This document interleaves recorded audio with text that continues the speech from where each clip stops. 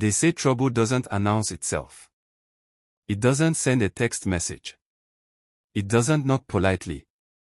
But for Nigeria's former Attorney General of the Federation, Abubakar Malami, trouble didn't just show up uninvited, it arrived with noise, rhythm, and thunder. This is no longer a quiet knock on the door. According to multiple reports circulating this morning, January 12, 2026, what is happening around Malami right now is nothing short of a political and legal earthquake. When you first saw the headline, I know exactly what crossed your mind. Wait, isn't this man already in custody? Yes. That's the shocking part. Many Nigerians thought the story had reached its peak when he was remanded over alleged financial crimes. But what we are hearing now suggests that the drama has taken a darker and far more dangerous turn, and it's unfolding at frightening speed. According to reports credited to security and media sources, while Malami is still battling to fulfill his very heavy bail conditions in an alleged money laundering case, an entirely new and explosive investigation has been triggered. This time, it is no longer just about money, properties, or bank transfers. This time, it is about weapons. Yes, arms. Guns. Ammunition. Reports claim that operatives of the Economic and Financial Crimes Commission, during a search of Malami's country residence in Kebbi State, allegedly uncovered a cache of firearms and ammunition. The discovery was reportedly made in Banin, Kebbi, a location now buzzing with rumors, fear, and disbelief. What was supposed to be a routine asset-related operation suddenly turned into something far more serious, something that immediately raised red flags across Nigeria's security architecture. Now here's where things get even more intense. The EFCC, by law, focuses on financial crimes, corruption, fraud, money laundering, illicit enrichment. They are not the agency empowered to prosecute illegal arms possession. So according to reports attributed to the Nation newspaper and other sources, the EFCC allegedly did what protocol demanded. They documented everything, compiled an inventory of the weapons reportedly found, and handed the entire file over to the Department of State Services for further action. That single move changed everything. Because once the DSS enters the picture, this is no longer just a white-collar case. This becomes a national security issue. Suddenly, statements that Malami's media aides released days ago, statements that many people dismissed at the time, are being re-examined under a new light. Remember when his camp claimed there was a plan to rearrest him immediately after he met bail conditions? Remember when they described it as harassment, witch hunt, and trumped-up accusations? Well, according to emerging reports, the fear they were hinting at may have been tied to this very development. Sources quoted within security circles allege that the quantity and nature of the weapons reportedly recovered were serious enough to warrant a full DSS investigation. And now, the biggest question hanging in the air is brutally simple. If these weapons exist, who authorized them?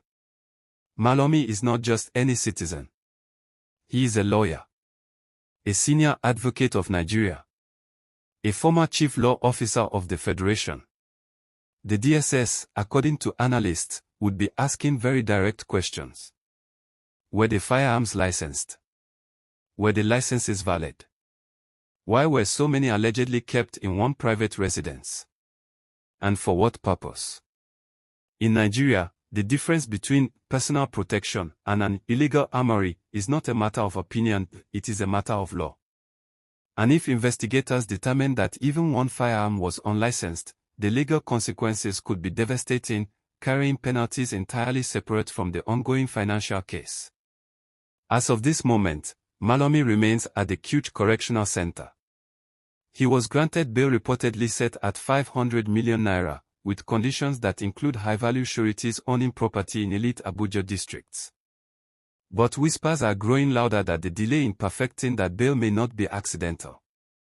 According to rumors spreading rapidly online and offline, DSS operatives are allegedly positioned and waiting, prepared to take custody the very moment he steps out. If he stays, he remains behind bars. If he leaves, another set of officers may be waiting. It's the kind of situation Nigerians describe as jumping from hot oil straight into fire. And this is where you, the viewer, must pause and think.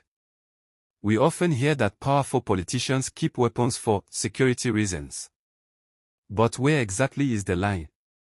When does protection stop being protection and start looking like something else entirely?